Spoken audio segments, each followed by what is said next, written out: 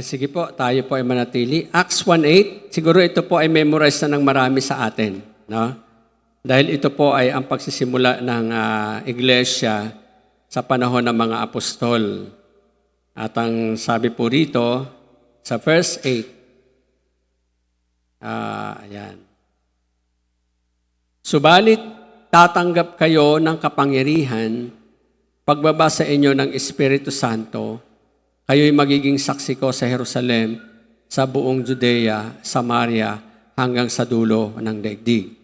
Tapos sa 1 Peter chapter 2, ayan. Kahapon ay nagkaroon kami ng Bible drill. Ngayon, hindi po tayo Bible drill. 2 Peter.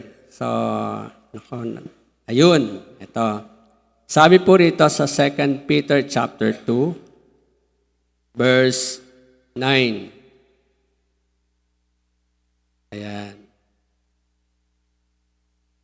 Tama ba? 1 Peter pala. Sorry.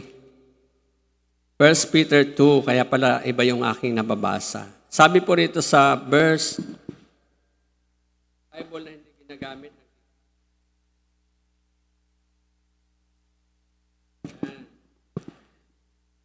Ngunit kayo'y isang lahing pinili, mga maharlikang pari, isang bansang hinirang, bayang pag-aari ng Diyos, pinili upang magpahayag ng mga kahangahangang ginawa niya. Siya ang tumawag sa inyo mula sa kadiliman patungo sa liwanag, sa kahangahangang kaliwanagan. Kayo'y hindi na bayan ng Diyos noon, ngunit ngayon kayo'y bayang hinirang niya. Noon na hindi kayo nakatanggap ng habag, ngunit ngayon tumanggap kayo ng kanyang habag. Tayo po'y makakaupo. Salamat sa pagpapala ng Diyos sa kanyang mga salita. Ang tema po natin ay sa December, maging saksi sa pag-ibig ng Diyos. So tayo po ay magiging witness. Ayan. At tayo, dahil po tayo mga witness, tayo po ay magpapahayag ng pag-ibig ng Diyos. Okay? At isa po sa aking verse na binasa ay yung pong matatagpuan din natin sa 1 John chapter 1, 1 and 2. Ang sabi po to, that which was from the beginning, which we have heard, which we have seen with our own eyes, which we have gazed upon and touched with our hands. This is the word of life. And this is the life that was revealed. We have seen and testified to it. We proclaim to you the eternal life that was with the Father and which was revealed. So, pinagamatan ko po ang ating sermon, to bear witness. Ano yun? Magdala ng isang patotoo. At bago po natin, yan po sa Greek, ito po ay martureo. Martureo, doon po galing ang salitang martir, na sila ay nagbe-bear witness sa ginawa ng Diyos sa kanilang buhay. But I would like you to see this video first para sa ating introduction of understanding ang salitang witness. Ito po siya, so panuorin po natin yung ating video na to. When you hear the word witness, you might think of someone who sees something shocking or important and then shares their testimony with others. The word witness is used like this in the Bible too, but here's what's really fascinating. This word actually helps us understand the entire storyline of Scripture. In the Bible, a witness is basically someone who sees something important or amazing. In Hebrew, this person is an aid, and in Greek, a martus. And if this person begins to share what they've seen, we call this bearing witness, in Hebrew, ood, and in Greek, martyreo. So in the story of Ruth, when Boaz buys land from Naomi's family, he calls together witnesses to see the transaction, so that if there's a later dispute about the land, they can bear witness about what they saw. So that's the basic meaning of the word witness. Now, if we follow this idea throughout the Bible, we learn that God wants a group of witnesses, people who see and experience Him to ood or represent Him to the world. So, beginning with the story of the Exodus, the people of Israel witness Yahweh as the powerful king of the nations when he rescues them from slavery. Then, he appoints this one nation to bear witness, or ood, to the rest of the nations about what they experienced. He calls them a kingdom of priests, or people who connect all other nations to Yahweh, the true God and King. But there's a big problem. The Israelites aren't good witnesses. In fact, they start worshiping other gods. So God raises up a chief witness, Moses, to ood, or bear witness to the people who are supposed to be the real witnesses. When Moses meets with Yahweh on Mount Sinai, he sees and experiences God face to face. When he comes down, he oods, he bears witness to the people about his experience. He even writes a song as a witness so that they would never forget how God has cared for and rescued them. But as the story goes on, Israel does forget. They fail to truly see God, so they fail as his witnesses. So God raises up prophets who are like Moses to ood, to open their eyes to who their God really is. Like Isaiah, he has a vision of God as the cosmic king, and he's sent to ood to bear witness to the Israel of his day because they're blind, they're corrupt, and they don't recognize God as their king. So Isaiah says that one day God will raise up the ultimate chief witness, a figure called the servant. He will open the eyes of the blind so that they can truly see Yahweh and bear witness to the nations that their God is the king who will rescue the world. And now, when we turn to the story of Jesus, we find him claiming to be that servant and witness spoken of by Isaiah. He's the ultimate witness, or in Greek, the martus. Crowds of people witness him saying that he's bringing God's kingdom, that it's here, right now, through him. They see Jesus healing people, even restoring sight to the blind. Many recognize who he is and respond to his message, but many others still refuse to truly see. Even the nation's leaders won't listen to him. Rather, they kill Jesus for bearing witness to God's kingdom, that is, for being a martus. In fact, this is where the word martyr comes from. But then, after Jesus' death, something amazing happens. Jesus' friends see him alive from the dead, and they recognize that he is the divine king, Yahweh himself, who has come to rescue the world. After that, Jesus sends them out to martyreo, that is, to bear witness to the nations, to open their eyes to this risen king who has conquered death and who offers freedom and rescue and the hope of a new creation. And it's this story about Jesus that's been spread all around the world by faithful witnesses. And to this day, when someone hears the story of Jesus and experiences the love of God for all humanity, the most natural thing to do is to simply bear witness. So, yung pong napanood nating video is explanation ng dalawa ng salita sa Hebrew at saka sa Greek. Na ang ibig sabihin ay bear witness. So, makikita natin doon sa sinulat ni John, no? Babasahin ko po yung kanina na binasa ko kanina sa 1 John. That which was from the beginning, which we have heard, which we have seen with our own eyes. Balikan natin doon sa slides natin kanina para kaya lang kasi yung nakababa yung ano niya, no? Hindi nyo natin mababasa. Ayan. So, nababasa nyo ba? That which from the beginning, which we have heard, which we have seen with our own eyes, which we have gazed upon and touched with our own hands, this is the word of life. And this is the life that was revealed. We have seen it and testified to it. We proclaim it to you, the eternal life that was with the Father and was revealed to us. Ang sumulat po nito ay si John, na pinapalagay nung una na si John na anak ni Zebedee, na kapatid ni Santiago. No? Tapos, sa pag-aaral nila, dahil doon sa mga letter, ng component ng letter, sa kanyang literary work, ay magkapareho yung second and third, pero magkaiba yung first. So parang pinapalagay iba yung writer. Pero ang ano po doon ay majority ng mga scholars tinatanggap na si John ito na beloved, no? John the beloved, yung close person o disciple with Jesus. Kaya yung mga tema na binabanggit niya sa chapter 1 ay punong-puno ng salitang love. No? So, makikita natin, ginamit ang salitang which was from the beginning. So, this apostle has clear understanding of what does it mean kasi alam niya kung paano nagsimula ang kanyang ipapatotoo. Kumbaga sa atin, paano ba natin sisimula ng ating testimony? Sa gitna ba? No? Dapat sa simula. Paano dumating sa atin ang gospel? So, at sabi niya doon, ang ibabahagi nila, ite-testify nila, i-bear witness nila kung ano yung napakinggan nila. Kung ano yung nakita ng kanilang mga mata at natitigan. No? Iba po yung sulyap lang kaysa sa titig.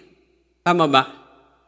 Ang sulyap, maaaring mawala ka agad yung image na tinignan mo. Pero pag tinitigan mo, magkikreate na siya ng image sa memory.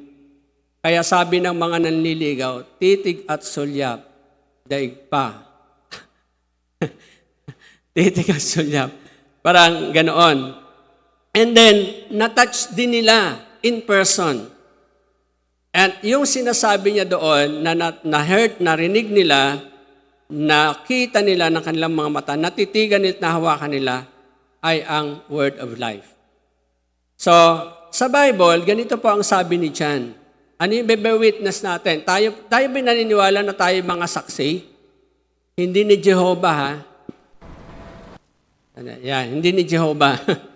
Sabi sa John 1:1, in the beginning was the Word, and the Word was with God, and the Word was God. No? So, itong katagang ito, ang hirap itong unawain ng, siguro sa panahon natin, parang malabong larawan kasi hindi natin alam kung ano ibig sabihin ng word. No? Pero sa mga Hudyo, malinaw sa kanila ang salitang logos. It was parang a name na tinatawag nila, pero ito ay hindi isang ordinaryong word, kundi ito ay isang persona. No, this word na binabanggit ni John is a person. Kaya gumagamit siya dito ng mga pronouns na him. Ano? Kaya yan. So, sa palagay nyo, kapag tayo ay naging isang tagapagpatotoo, sabi doon kanina sa video, ang tagapagpatotoo ay nakasaksi ng ng mga bagay, na dakilang bagay, pagdating sa Bible, ha?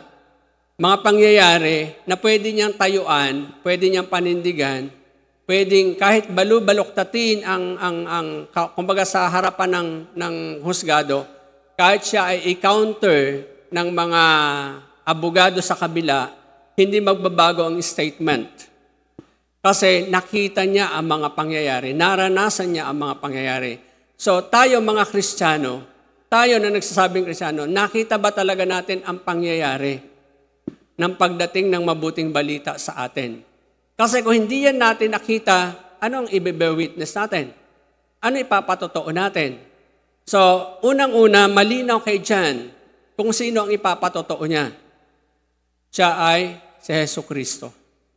Na ang tinutukoy niya doon, simula pa lang, in the beginning, God created all things. The Son was already there, present. Pero yung revelation hindi pa nagpapahayag. So tapos, sinundan niya sa verse 3, all things came into being through Him, and apart from Him, nothing came into being that has come into being. No? Ang lahat ng bagay ay nalikha o na-create sa pamamagitan niya at mula sa Kanya. Walang nag-i-exist sa mundo na hindi sa pamamagitan ni Kristo.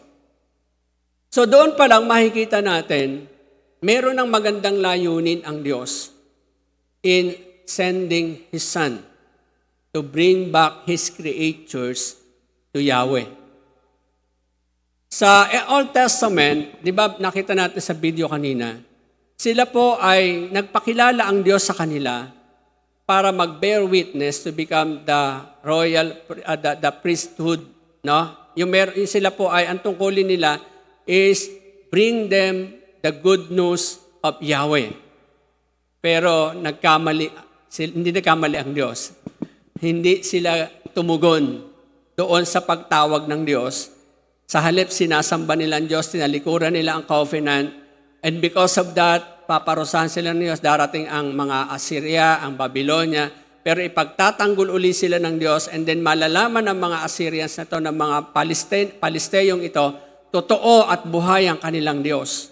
Ang tawag po dyan, in terms of mission, ay centripetal mission, na from outside, papasok para makilala ang Diyos. Pero ang church, centrifugal mission na po tayo. Manggagaling sa church ang paglabas para ibahagi ang salita ng Diyos. Hindi po tayo papasukin dito at guguluhin para mapatunayang buhay ang Diyos. Tayo ang magbe-bear witness para ipatotoo ang Diyos sa mga tao. So yan po, all things came. Gusto ko lang para malinaw, kasi malinaw kay John yung sinasabi niya na that which from the beginning, which we have heard, which we have seen with our own eyes, which we have gazed upon, touched with our own hands. This is the word of life. At ang binabanggit po dito sa John chapter 1, sino siya? In the beginning was the Word, and the Word was with God, and the Word was God. Ginamit po niya ang past tense, kasi bago pa ang lahat mangyari, He is already there. Hindi niya ginamit ang is or will be, kundi was ang ginamit niya. Because before time began, the Word was there. Before everything existed on earth, the Word was there. And that was Jesus Christ. So through Him. Tapos, binanggit niya, hindi makita. Sige, tingnan natin dito. Sa chapter 1, verse 4. Ito na. In Him was life, and the life, and that life is in Him was life, and the life was the light of all men. Pansinin natin, Sabi niyang ni John, sabi niya, in the beginning, which we have heard, Sabi niya sa verse 2 ng 1 John, and this is the life that was revealed. We have seen it and testified to it. So, ang binabanggit dyan ni John na pinagmumulan ng liwanag, sabi niya, in Him was life. Sa Kanya nagmumula ang buhay, at ang buhay na to ang magbibigay ng liwanag sa sangkatauhan. Ano kaya tinutukoy ni John? Life. At alam natin yan ay si Jesucristo, ang ating Panginoon. Tapos, isa pa, pag ating iintindihin, tayo bilang mga Kristiyano, kayo ba'y nakaranas na ng magpatotoo o mag-witness, maging witness sa isang pangyayari? Sino rito nakaranas na maging witness sa isang pangyayari na iniharap ka para ikaw ang magpatotoo? Wala pa? Buti na lang. Pero alam nyo ba, lahat tayo ay magbeber ng witness. Tayo ay mga tagapagpatotoo. Tayo po ay tinawag ng Diyos to testify Him. Testify the word of life. But how could you testify the word of life if kung ang life na minimension dito ay wala sa'yo? Paano natin makikita ang isang bagay kung hindi naman ito naliliwanagan? Anong ibig sabihin? Dapat bago tayo magpapatotoo, malinaw sa atin, maliwanag at nakikita natin na yung buhay na binabanggit ni John, sabi niya, in Him was life, and that life is the light of all men. That life has already in you. Na-receive na natin mula sa Panginoong Hesukristo. Kasi ipapatotoo natin, ano bang klase ang buhay na meron kay Jesus? Paano natin masasabi ang klase ng buhay, a kind of life na meron in relation to Christ. Kung hindi naman talaga tayo nakararanas nito. Sabi ni John, ang sinasabi namin ay ang narinig namin. Ang unang-una na pinapatotoo ni John ay kung ano ang kanilang narinig. What we have heard.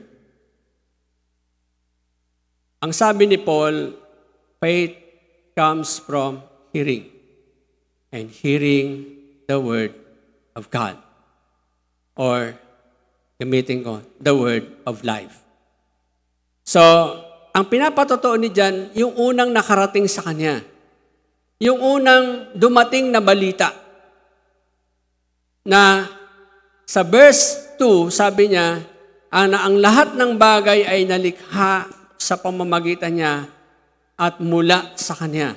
Walang bagay na nalikha na hindi sa pamamagitan niya. So ano yung narinig niya yon? Nung marinig niya to at maintindihan niya, naunawaan niya na may magandang dahilan ang lumikha para tayo ay likhain. Tama ba? May magandang layunin ang Diyos kung bakit tayo likha. At ang layuning iyon ay magkaroon tayo ng kaugnayan sa kanyang anak na si Jesucristo. So, sabi ni John the Baptist, behold, the Lamb of God who takes away the sins of the world. Sino tinutukoy niya? Ang Panginoong Jesucristo. So, ang pagparito ng Panginoong Jesucristo, actually, yang ay nasa chapter 1 din yan, parang insertion sa pagpapakilala ni John, yung word ni John the Baptist, para bigyan niya ng tatag at tibay yung susunod na mga verses. Who takes away the sins of the world. So, makikita natin, ang napakinggan ni John ay ang patotoo ng Panginoon. Mamaya titingnan natin, ano may patotoo ng Panginoon na napakinggan niya. Kasi during that time, wala pa namang nangangaral na mga katulad natin, nag-i-evangelize, no? Nagkakatok ng bahay-bahay. Ang kasama nila mismo ang Panginoong Jesus. Sarap no? Mula sa Panginoon, yung kanyang mga mabubuting balita ay galing sa Panginoon. So talagang walang maling interpretation. At maling pagpapaliwanag kasi direct from the Lord Jesus Christ. But today, ang laki-laki na ng issue ng salvation. Ang dami ng usapin pagdating sa kaligtasan, kaya nagkakagulo ang church. Iba-iba ang paraan ng kaligtasan. May lumilipad, may nililibing, may namamatay, may nawawala, at may nananatili. Saan galing yung mga yun? May sinabi ba ang Panginoon tungkol sa mga ito? So napakaganda na alam natin ang napakinggan natin. Dapat gospel of the Lord Jesus Christ. At ang gospel na yon, behold, here is the Lamb of God who takes away the sins of the world. John 1:5 verse John. Sabi ni John sa kanyang letter, and this is the message we have heard from Him and declared to you, God is light, in Him there is no darkness at all. Balikan natin ang sabi ni John sa kanyang gospel. In Him was life, and that life is the light of all men. So, anong ibig sabihin niyan? Ang tao, dinedefine ang buhay, o ang definition ng life, ang purpose ng life, sa kanyang achievements, sa kanyang resources, sa kanyang estado ng buhay, kung paano siya nakaka-impluwensya, kung paano siya tinitingnan ng mga tao. Pero bakit ang mga taong nakakaranas nito ay kulang pa din at hindi nabubuhay doon sa tinatawag na kapayapaan na tinatawag na meaningful shalom life. Kasi hindi pa dumarating ang totoong buhay sa kanila. Kaya yung life nila ay in darkness. Naka natin, masa kadiliman. So, ang tao na dinatnan at pinanahanan ni Kristo, there is no darkness at all. Naniniwala ba tayo dito? Na tayong mga nakay Kristo ay hindi na dapat pang nadidiliman. sapagkat kasama natin at sumasa atin ang liwanag. Sa John, ito binanggit ko kanina, in Him was life and that life was the light of all men. Kanino matatagpuan yung life na yon? Kay Christ. Siya ang word of life na sabi ni John ay aming narinig. Kailan nyo narinig ang magandang balita? 10 years ago, 5 years ago, or I forgot ago. Kalimutan ko na kung kailan. Never forget the time that you see light. Si Paul, nung siya po ay nagmamadaling pupunta ng Damasco para iusigin yung mga Kristiyano doon, ano nakita niya? Liwanag. At mula sa liwanag, nakarinig siya ng tinig. Ano sabi niya? Ako si Jesus, ang iyong pinag-uusig. And since then on, nagkaroon siya ng pagkabulag momentarily. Kasi, ano tawag doon? Tinatanggal na ng Diyos yung totoong pagkabulag niya para imulat ang kanyang mata sa katotohanan. At nung mamulat ang kanyang mata, wala nang makapigil kay Pablo para ipakilala, ipatotoo si Kristo. Ang ahas, hindi umubra. Ang paglubog ng barko, hindi umubra. Ang pagtatangkang patayin siya, hindi umubra. Ang babatuin siya, hindi umubra. Ang lahat ng naging karanasan niya, ang pagpalo, ang paghampas sa kanya, at pinakahuli hanggang pugutan siya ng ulo, hindi umubra para tumigil siya sa kanyang pagpapatotoo kay Kristo. Bakit? He see the light. He see life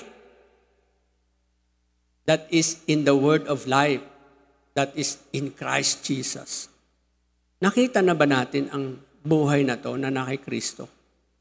Na magdadala ng kaliwanagan sa ating puso't isipan, na kahit anong hadlang sa atin, di tayo hihinto. Bakit ang mga mananampalataya during the dark ages, ng tinatawag na dark ages ng church history, pinapakain sa leon, umaawit ng mga salmo, sumisigaw ng papuri sa Diyos, habang nilalapa ng mga leon? Dapat iiyak sila at nalulungkot kasi ang mga anak nila nilalagyan ng alikitran tapos sinisindihan na nakatulos. Bakit sila sumisigaw ng papuri sa Diyos? Because they didn't see darkness. They did see light. Kaya sabi niya, ang naliwanagan na wala ng kadiliman para sa kanya. Grabe, hindi natin na-experience yun, pero ngayon pa lang, parang kaunting-kaunti pa lang, parang madilim na ang buhay natin. Konting problema pa lang, parang pinagsakluban na ng langit at lupa. Yung mukha, hindi na maipinta ni Da Vinci. Pinakamahusay na pintor. Dahil sa dami ng wrinkles, napakahirap yan yung wrinkles. Pahirap ikurba. May kwento dyan no? Yung Lord's Supper na kwento daw. Banggitin ko lang, pero ito ay kwento lang. Hindi ko alam kung totoo. Naghahanap daw si Da Vinci ng mukhang Jesus Christ. Tapos, nakakita siya. Tapos, naghanap siya ng mga 12 na kasama na si Judas. Pero hindi pa pala kasama si Judas ng time na yon. Wala silang makita eksaktong picture ng Judas. Kaya sabi niya, tatagalan ang pag-create ng tinatawag. Espularium ba tawag doon? Yung the Lord's Supper. Ay, iba pala espularium, yung nakaganon ng kamay. Lord's Supper, no? Tapos, paglipas sa panahon, may nakita, eto na yung eksakto nakamukha ni Judas. Pwede ka ba maimbita sa final na akin ng obra maestra? May pera ba dyan? Babayaran kita. So, pumwesto na siya. Napag-alaman niya, si Jesus na pininta niya doon sa kanya at ang Judas ay isang tao. Na wala ang ningning sa kanyang mukha dahil sa dami ng pinagdaanan sa buhay. Pero alam niyo, dapat baliktad. From Judas to Jesus. Dami natin pinagdadaanan. Pero sabi nga, ang taong naliwanagan na, wala nang kadiliman sa kanya. Kamusta po ang buhay natin? Can we testify what we have heard, the gospel of life that brings light to us? Na nagbibigay ng liwanag sa buhay natin, ang gospel of the Lord Jesus Christ? John 14:6. Do not let your heart be troubled. Believe in God. Believe also in me. Who is talking this? Jesus Christ. Manampalataya kayo sa Diyos at manampalataya rin kayo sa akin. Tapos sa verse 6 sabi niya, Jesus said to him, I am the way, the truth, and the life. No one comes to the Father but through me. So, kamusta yung gospel na napakinggan natin? Nagdadala ba ng buhay? At kung may buhay to, kamusta ang buhay natin? Nagliliwanag ba siya? This is how they testified. Si John. Si John na yata, John the Elder, ang pinakamalungkot na huling disipulo. Kasi siya po ay dinala sa island of Patmos in exile at malayo sa community nila. Tapos ang church that time ay nalulungkot na rin, nawawala na sila ng mga pag-asa. But God didn't want John to lose hope. Pinakita niya ang kanyang revelation. John, isulat mo itong mga ito. Ipadala mo sa mga iglesia na nanghihina at nawawala na ng vision of me. They don't see any light in me. Alam nyo, because of that book, written Revelation, na rekindle yung heart ng mga believers. Nagkaroon sila ng bagong vision about Jesus Christ. One day He will come in crown of glory, stained with blood, pero lahat ng nakabahinan ng kanyang dugo ay bibihisan ng maputing kasuotan at hihiwalay doon sa tinatawag na huling hukuman. Kaya nabuhay ang pag-asa ng mga mananampalataya. Hindi yun tumutukoy sa kung ano-ano mang mga hula-hula o propesiya.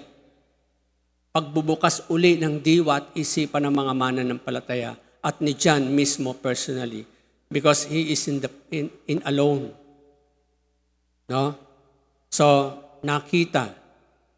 Sabi niya, galing sa bibig ng Panginoon, I am the life. No one comes through the Father except through me. And then, testify the word of life, what you have seen. Yun, wala tayo nito.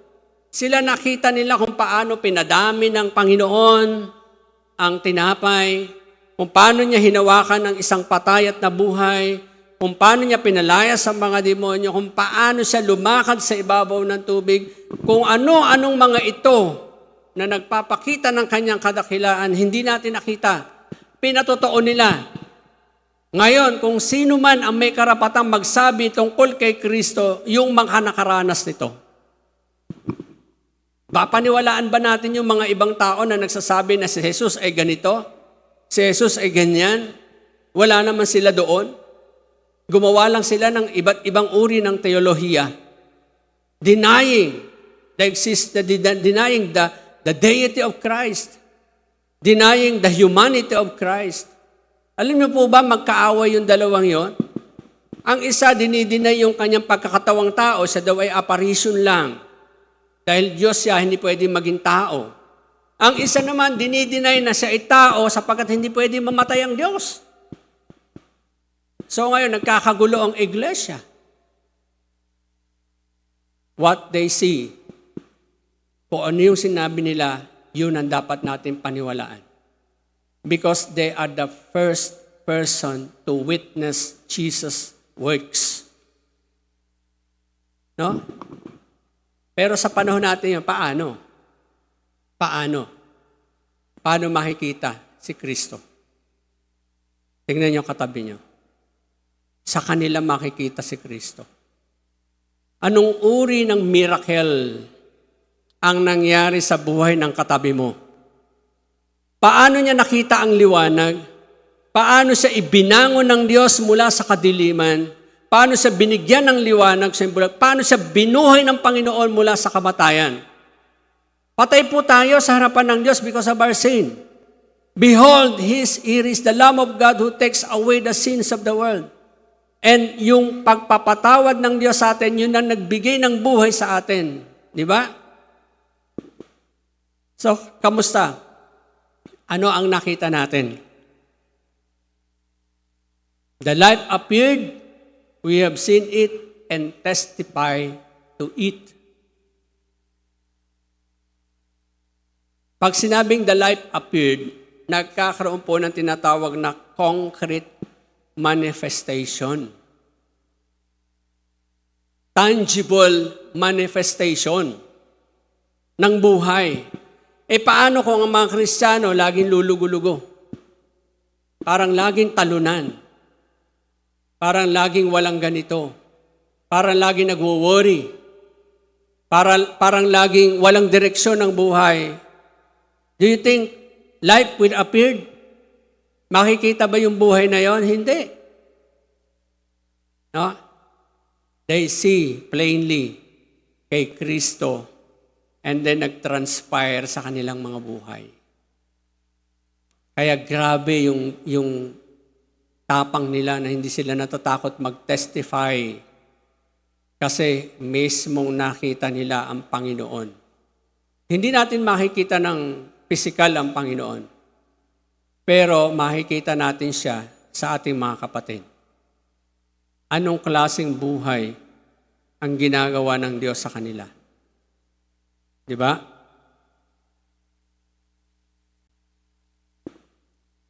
Minsan ang tingin natin, diyan nagsisimula ang buhay, sa, ano ba yan? Ano tawag diyan sa aparato na yan? Ultrasound. No? Ultrasound. Pero hindi po diyan nagsisimula na andoon po talaga sa katawan ng tao, ng babae at lalaki yon. Kasi kung ang egg cell ni nanay ay patay, wala rin. Kung ang manggagaling kay tatay ay patay, wala din. So, ang buhay ay sa Diyos nagmumula, hindi po dyan. Pero, ang sinasabing life appeared, we have seen it and testify it. In terms of witnessing, yung buhay natin po ay magsisilbing ebidensya ng buhay na tinanggap natin kay Kristo. The word of life. No? Kita nila yan. At sa panahon natin, yun na po yung batayan. Anong ebidensya ng buhay meron tayo para sabihin tayo ay nasa liwanag? Ibig sabihin na nasa liwanag, you have already received life from the Lord. Sabi, in Him was life, and that life is the light of all men. No? The Word became flesh, and the Word became flesh, dwelt among us, and we saw His glory, glory as the one only begotten from the Father, full of grace and truth. You know, yan po yung naranasan nila. Hindi lang narinig. No? Hindi lang narinig, kundi talagang nakita nila ang glory ng Panginoon. Kaya nga sabi doon, binanggit ko kanina, pag sulyap lang po, wala tayong masyadong Halimbawa, sinulyapan nyo lang yung Word of God, yung Biblia, tapos wala na. Hindi nyo binasa at ni-reflect, wala din, hindi magre-retain sa mind.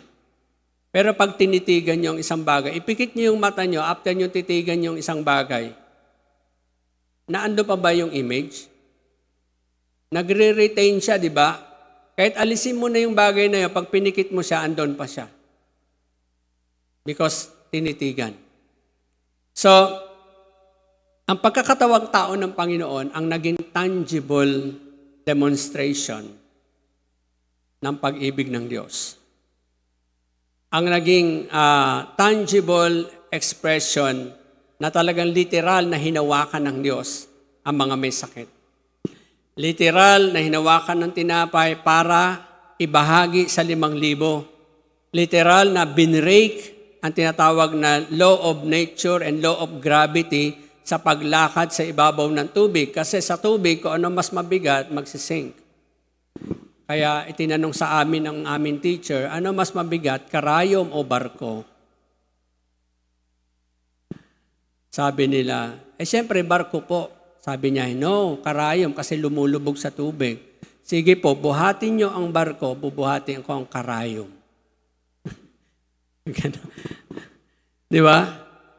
So, hindi rin, ang tao kasi, ayaw maniwala sa Diyos. Sige nga kung totoo, dapat may pruweba. Yan kasi yung kahit ganun ang isip ng tao, sinunod ng Diyos para ipakita niya ang pag-ibig niya sa tao. Sinugo niya ang kanyang anak para magkatawang tao. Para ano? Para mag-enjoy sa mundo? Hindi po. Para maranasan niya ang mga nararanasan natin. Para makasympathize siya sa atin or empathize with us. And last, para mamatay dahil sa kasalanan natin. Sabi sa Matthew, sa testify the word of God, have gazed upon, natitigan nila. Sa Matthew, ito po yung nakita ni John. Kasama po siya kasi doon There he was transfigured before them. His face shone like the sun, and his clothes become as white as light. Kitang-kita, doon sa Lucas po, nakalagay doon, binanggit ang pangalan ng 3. Si James, Santiago, sino pa? Si Pedro at si Juan. So nakita ni Juan yung glory ng Panginoong Hesus. Na hindi ko alam kung ano pakiramdam niya nung makita niya na ang mukha ng Panginoon ay nagliliwanag na parang araw. Ang araw po, pag tinitigan nyo, para kayo momentarily mabubulag. Tama. So, at ang kanyang kasuotan is white as light. Imagine, that is in the middle of the night. Ano ngayon ang makikita ng 3? Yung lugar kung saan sila naroroon. So, nakita ngayon ni Peter, maganda yata maglagay tayo ng tolda. Para kay prophet ganito, para kay prophet ganito, at sa inyo yung isa. Ano sabi niya? Nung mawala na ang liwanag, sabi ng tinig, narito ang aking anak na labis kong kinalulugdan.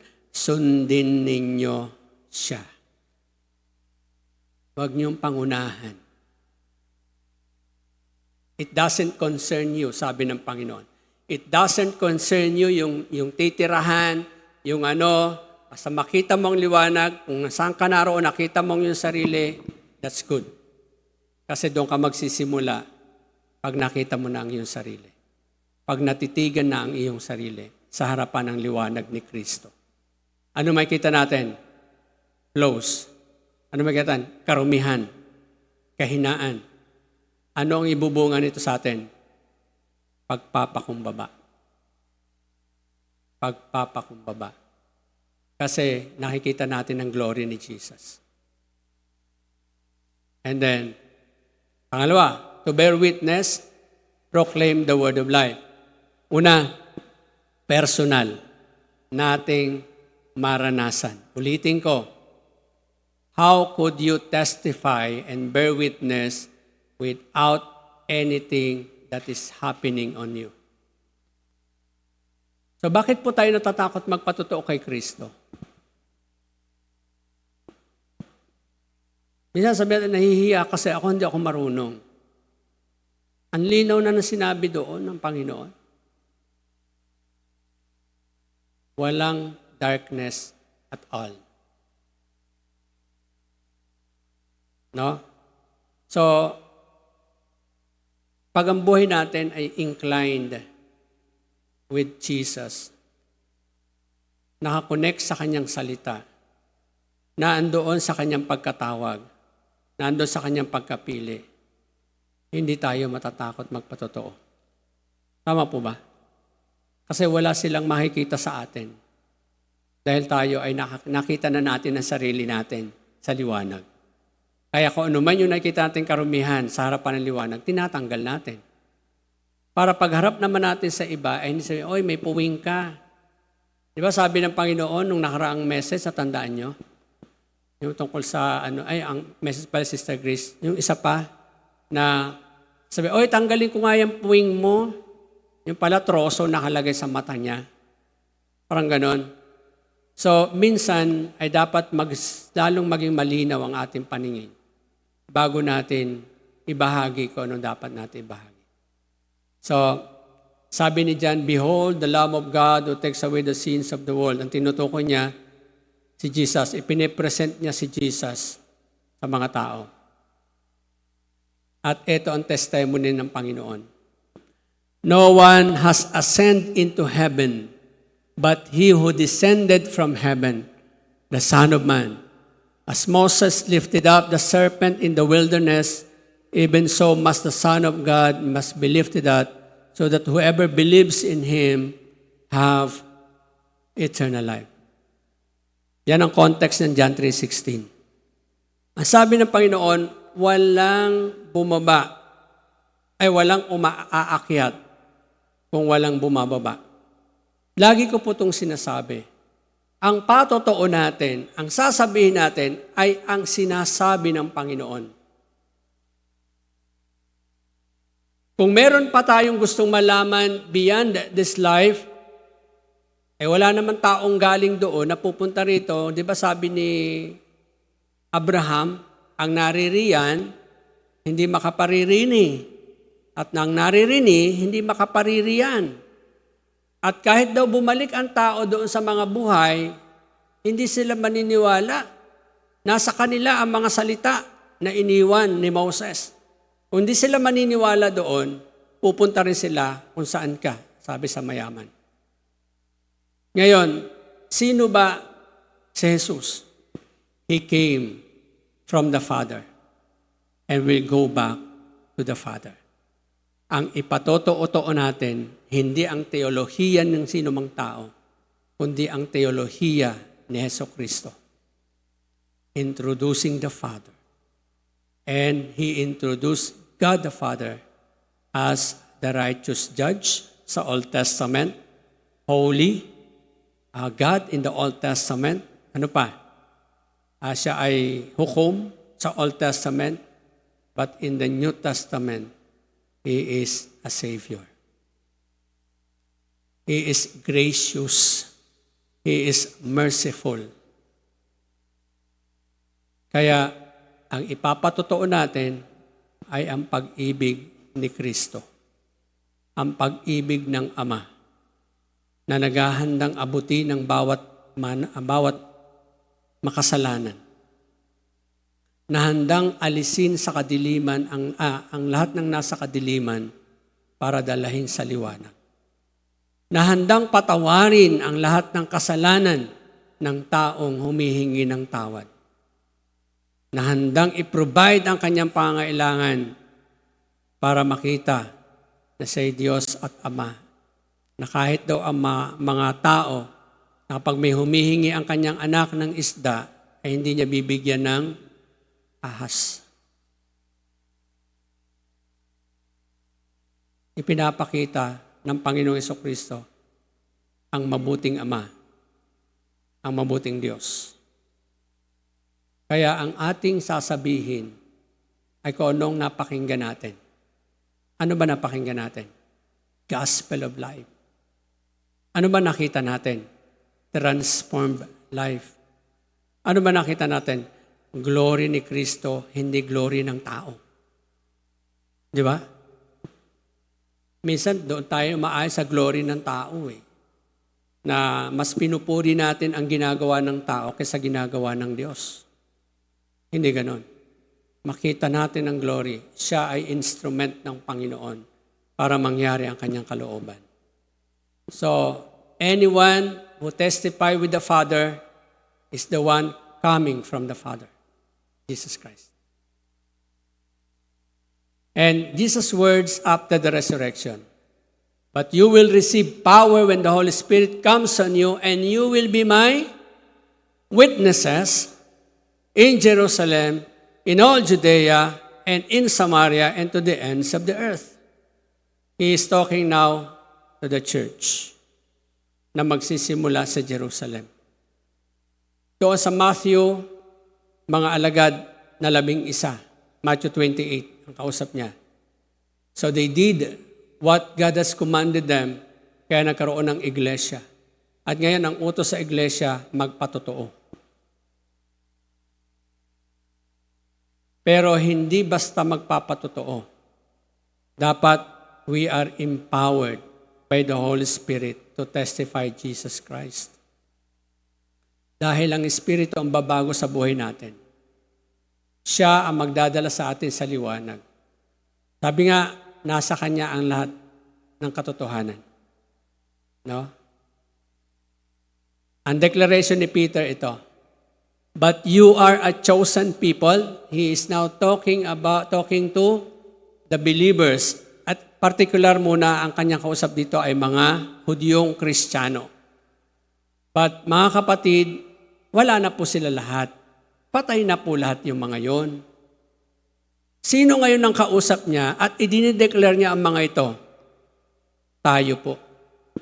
Chosen people of God. Pinili tayo ng Diyos, hindi tayo nagpresenta. Royal priesthood. Ano sabi doon sa video natin kanina? Tayo po ay mga priest to mediate people to God, bring the gospel to God para magkaroon ng reconciliation sila sa Diyos. Ang trabaho po ng priest ay mag-mediate sa tao at sa Diyos.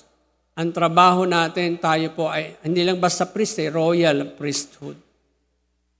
Tagapagmana ng kaharian na mga pari ng Diyos. Ipahayag natin.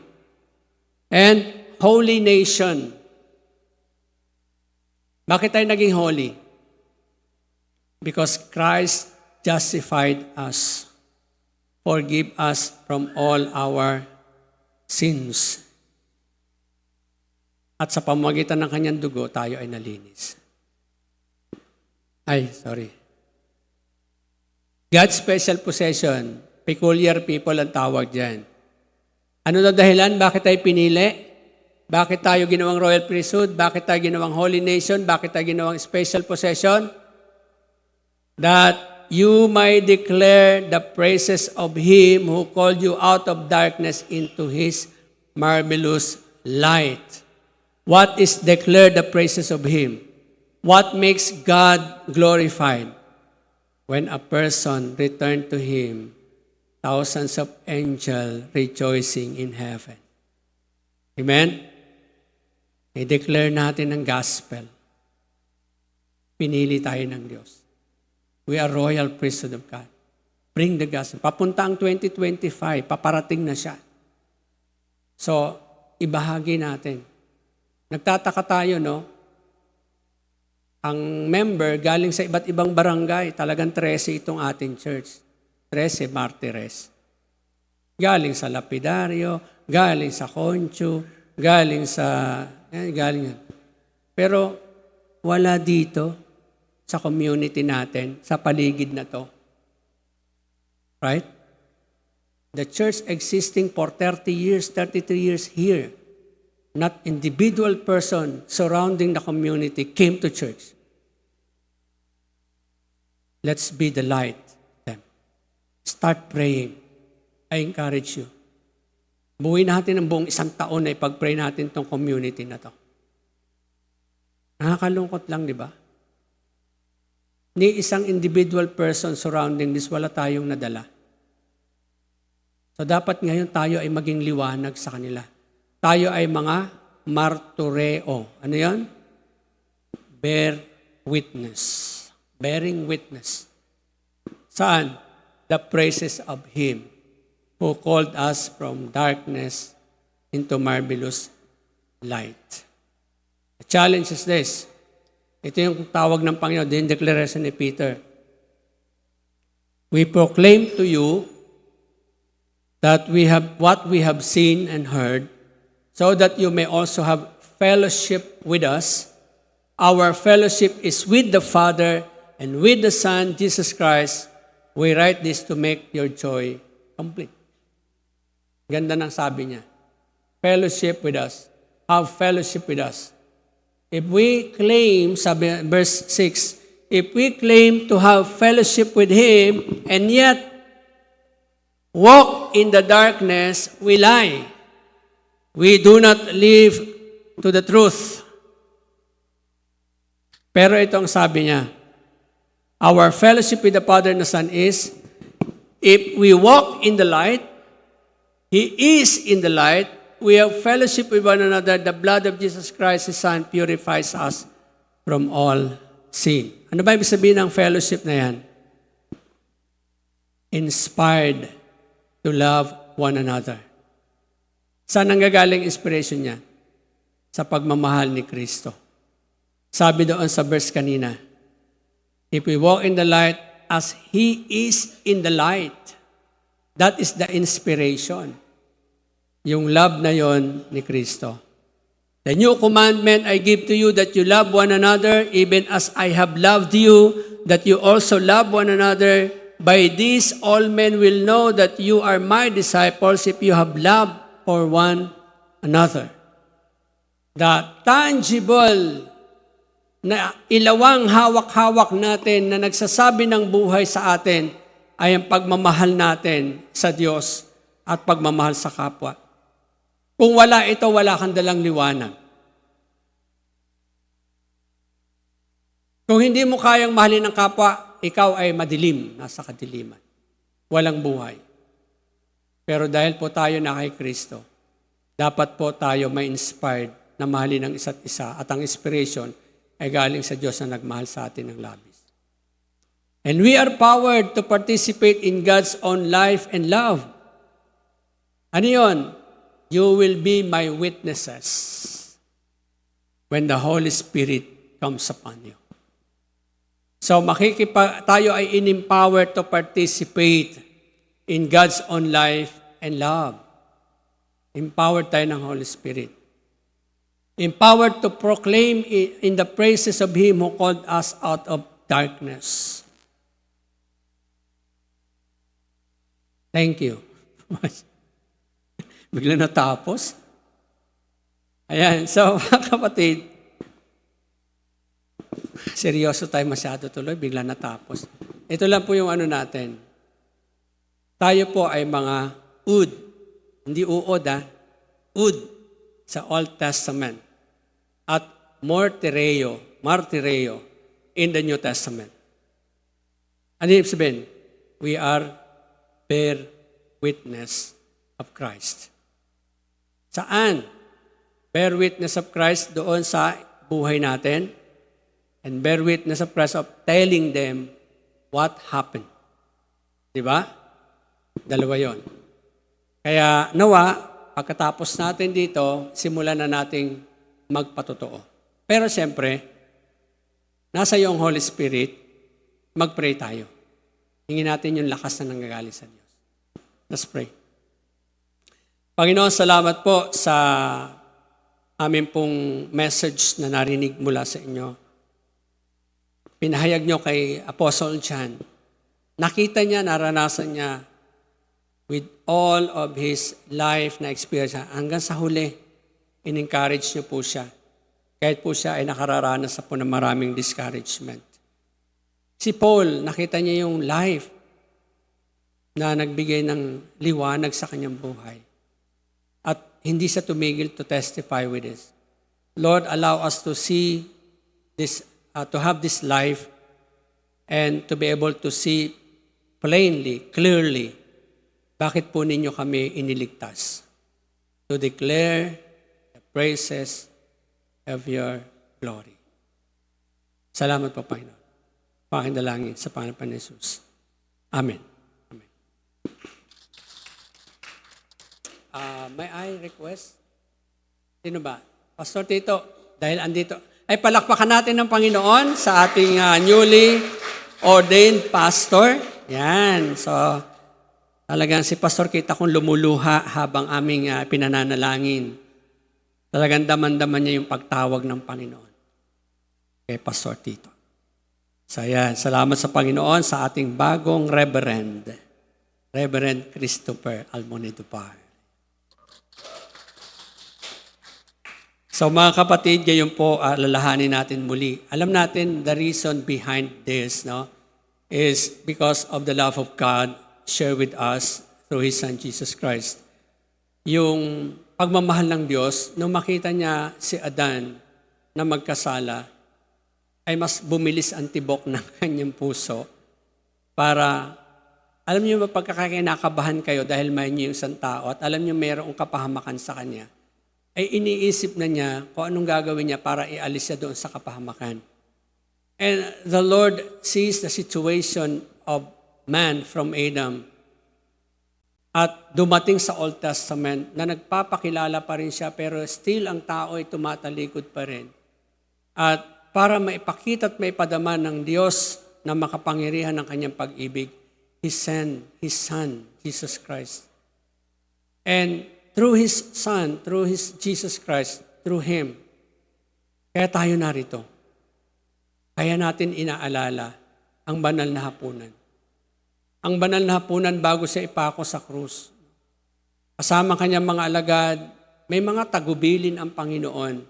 At ang isa sa kanya naging tagubilin, kung kayo'y magkakasama-sama, no, sa tuwing kayo magkakatipon, alalahanin niyo itong araw na to, itong gabi na to. Nung gabi na yon, dinampot niya ang tinapay at ang kanyang hinati at inabot sa kanyang mga alagad at ang sabi, narito ang aking katawan. Hindi ko alam kung naiintindihan na agad ng alagad kung ano ibig sabihin niya. Ito'y mahahati para sa inyo. Matapos ang hapunan, dinampot niya ang saro at sabi, narito ang saro ng bagong tipan. Ito'y ang aking dugo. Matitigis para sa inyo. Hindi ko alam kung naiintindihan din nila. Sa tuwing magkakatipon kayo, inumin ninyo bilang pag-alaala sa akin. Nung panahon na yon, hindi pa ganun kalinaw sa kanila ang sinasabi ng Panginoon. Hanggang sa dumating ang one day that He was resurrected from the dead. No? Dalawang mananampalataya, pagdating sa kanilang bahay, inabot ng hapunan ng Panginoon, dinampot niya ang tinapay at nung hatiin niya to, nag-open ang mind nila. Rabbi, Rabboni, Master. No? At nabuo yung faith. Talagang siya ay nabuhay sa mga patay. Kasabay noon ay paniniwala na sila'y tatanggap ng kaligtasan. Si Peter, habang nangingisda, no? Pagkita niya, nag-iihaw ang Panginoon at nagliwanag din ang kanyang isipan. My prayer today, mga kapatid, is the same eye-opening ng mata natin, na makita natin na hindi po ito ritual na dumaan sa kasaysayan ng iglesia para tawaging sacrament lang po na ino-observe ng church or a ritual that was observed. It's not a ritual. It is following Christ's instructions, followed by understanding of the love of God through Him. We obtain salvation. Through Him, we are forgiven. Through Him, we are justified. Through Him, we have eternal life. And through Him, we will inherit heaven. Amen? And through Him, yung ating mga karumihan dahil sa ating mga kasalanan was washed away and cleansed by the blood of Jesus Christ. Therefore, we can now approach the throne of God's glory and honor and holiness na hindi tayo matutupok sapagkat tayo malinis na at banal na sa harapan ng Diyos. Kaya ang ating pakikibahagi ay pagtanggap sa mga katotohanan ito. Huwag nating bigyan ng parang baliwala lang na tatanggap ako kasi mayroong ganito, kundi tatanggapin natin ng may buong pananampalataya na tayo'y pinatawad na sa ating mga kasalanan. At tayo muling bubuhayin sa huling araw ng pagdating ng Panginoon. Or, kung tayo may mauna, tayo rin ay bubuhayin. Or, haharap tayo na hindi na tayo dadaan sa kamatayan sa kanyang pagbabalik. Habang nabubuhay tayo, maraming pagkakasala, maraming pagkakamali. Tandaan natin, tayo'y nilinis na ng dugo ni Kristo at hindi na tayo tinuturing na madumi sa harapan ng Diyos. Kailangan lang nating magpakumbaba at humingi ng tawad sa Kanya upang tayo tumanggap ng paglilinis ayon sa 1 John 1:9. Kaya tayo po'y manalangin. Panginoon, kami po'y humaharap sa hapag na ito bilang pagtugon o pagtalima sa iyong tagubilin sa mga naunang alagad na sa tuwing magkakatipon kami, bagaman kami ay nagsasagawa nito once a month, doesn't mean na hindi kami gumagawa nito every time na magmi-meet kami. But today, as part of our regular na ginagawa dito, I pray na hindi po namin ititik ito as a ritual activity or isang paulit-ulit lamang na ritual, kundi ito po ay bawat araw din ay gawin namin sa sarili naming buhay. Narito po ang mga elements na tatanggapin namin, ang simbolo ng iyong katawan. Sa pagtanggap namin ay magpapasalamat kami sapagkat pinatawad na kami sa aming mga kasalanan. At narito ang elements, simbolo ng iyong dugo na amin pong tatanggapin bilang pag-alala sa inyo na nagpapahayag na kami ay nalinis na sa lahat ng aming karumihan. Pagpalain niyo po ang lahat na makikibahagi at pagpalain niyo po ang tatanggapin namin na lalo magpapalakas at magpapatibay ng aming pananampalataya. Sa pangalan ng Panginoon Hesus. Ito po ay ibabahagi natin at ating pong tatanggaping sama-sama.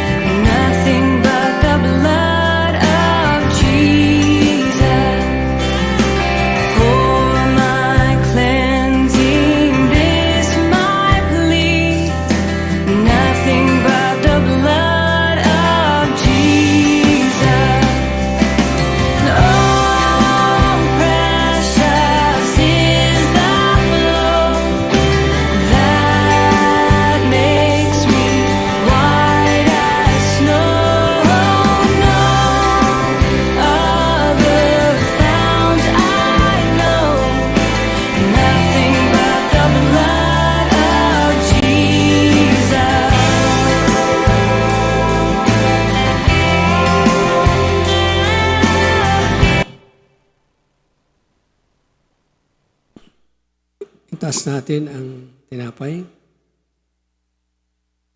Nung gabing ipagkanulo ang Panginoon ay dinampot niya ang tinapay at ibinahagi sa mga alagad at kanyang sinabi, narito ang aking katawan na mahati para sa inyo. Sa tuwing magkakatipon kayo, gawin ninyo ito bilang pag-alala sa akin. Panginoong Hesus, salamat po sa iyong pagpapatawad sa lahat ng aking mga pagkakasala. Sabay-sabay natin tanggapin.